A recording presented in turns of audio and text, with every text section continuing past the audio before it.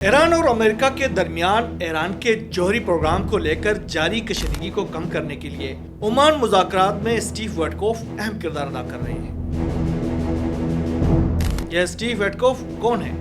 ان کا امریکی صدر ڈونلڈ ٹرمپ کے ساتھ تعلق کیا ہے اور یہ تعلق کب سے ہے اور انہیں ایسے عالمی سطح کے مذاکرات میں کیوں شامل کیا گیا ہے جو بین الاقوامی سیاست اور سفارت کاری پر دیرپا اثرات مرتب کر سکتے ہیں؟ کیا وٹکوف اب تک اپنے اسائنمنٹس میں کامیاب ہوئے ہیں؟ ایران کے ساتھ جاری کشیدگی کو کم کرنے میں وٹکوف کس حد تک کامیاب ہو سکتے ہیں؟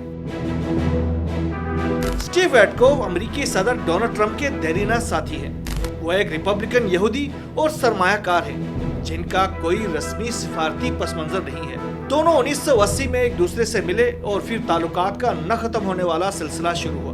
وہ ان کے ساتھ گلف کھیلتے ہیں اور ریل اسٹیٹ کے کاروبار سے منسلک ارب پتی بزنس ٹائکون ہیں۔ وٹکوف کہتے ہیں کہ ٹرمپ ان کے حقیقی طور پر اچھے اور برے وقتوں کے عزیز دوست ہیں۔ حالیہ صدارتی انتخابات میں وٹکوف نے فعال کردار ادا کیا جس سے ٹرمپ کو یہودی عطیہ دہندگان سے رابطہ قائم کرنے میں مدد ملی، جو 7 اکتوبر کے واقعات اور طوفان الاقصی کے بعد سابق امریکی صدر جو بائیڈن کے اسرائیلی حکومت کے ساتھ رویے سے ناراض تھے۔ وٹکوف کو اسرائیلی حکومت سے متعلق وجوہات کے لیے فنڈز اکٹھا کرنے کے حوالے سے کردار کے لیے بھی جانا جاتا ہے۔ جب گزشتہ برس ڈونلڈ ٹرمپ نے دوسری مرتبہ امریکہ میں الیکشن جیتا تو وٹکوف ان افراد میں سے تھے جنہیں نئے امریکی صدر نے اپنی ٹیم میں شامل کرنے کا اعلان کیا۔ غیر روایتی اور حیران کر دینے والے اقدامات کے لیے مشہور امریکی صدر ڈونلڈ ٹرمپ نے جب اسٹیو وٹکوف کو مشرق وسطیٰ کے لیے اپنا مشیر مقرر کیا تو دنیا حیران تھی کہ ایک ایسا شخص جس کی زندگی ریل اسٹیٹ کے کاروبار اور معاملات میں گزری ہو، جس کا فارن پالیسی اور سفارتکاری کے معاملات سے متعلق نہ تو کوئی تربیت ہو اور نہ ہی کبھی کوئی لینا دینا رہا ہو، تو کیسے ایسے فرجائل قسم کے خطے کے معاملات کو سنبھال سکیں گے؟ دوستو، اس وقت صدر ٹرمپ نے کہا تھا کہ وٹکوف امن کے لیے ایک غیر متزلزل آواز ثابت ہوں گے اور ہم سب کو فخر محسوس کروائیں گے۔ بعد میں دنیا نے دیکھ بھی لیا اور اسٹیو وٹکوف نے اسرائیل کے ساتھ غزہ اور لبنان کے تنازعات اور یوکرین کے تنازع کے حل میں حیران کر دینے والی کارکردگی کا مظاہرہ کر کے اپنے اسائنمنٹس کی کامیابی سے متعلق خدشات کو ختم کرنے میں کامیاب ہوئے۔ وائٹ ہاؤس کے ذرائع کے مطابق صدر ٹرمپ وٹکوف کو ایک بہترین عالمی مذاکرات کار کے طور پر دیکھتے ہیں۔ ان کے قریبی ساتھیوں کا کہنا ہے کہ وٹکوف نرم گفتار کو ترجیح دیتے ہیں، تاہم ضرورت پڑنے پر وہ فریقین پر سفارتی دباؤ ڈالنے میں بھی مہارت رکھتے ہیں۔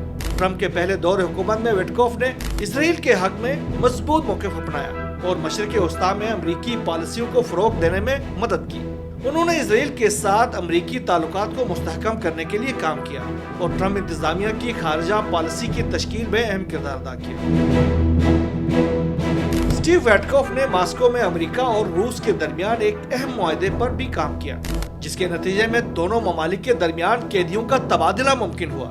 اسی سفارتی اقدام سے یہ امید پیدا ہوئی کہ شاید دونوں ممالک کے تعلقات میں مزید بہتری آئے گی۔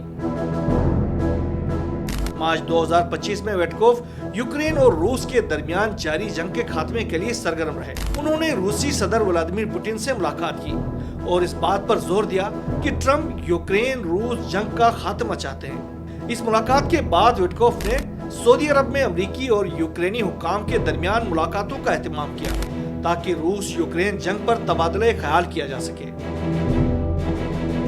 اسی دوران وٹکوف نے اسرائیل اور حماس کے درمیان جنگ بندی کے مذاکرات میں بھی کردار ادا کیا جو بعد میں کامیابی سے ہمکنار ہوئے۔ وٹکوف کو ایران کے ساتھ سفارتی مذاکرات شروع کرنے کا بھی ٹاسک سونپا گیا ہے۔ فائنینشل ٹائمز کی رپورٹ کے مطابق ٹرمپ انتظامیہ نے انہیں ایران کے ساتھ براہ راست جوہری مذاکرات کے آغاز کی ذمہ داری دی ہے۔ گزشتہ ماہ امریکی صدر ٹرمپ کی جانب سے ایران کے ساتھ جوہری معاہدے پر بات چیت کی پیشکش اور ایرانی سپریم لیڈر آیت اللہ سید علی خامنہئی کو بھیجے گئے خط میں وٹکوف کی معاونت شامل تھی۔ انہوں نے ایرانی قیادت سے مذاکرات کی اہمیت پر زور دیا ہے تاکہ کشیدگی میں کمی لائی جا سکے۔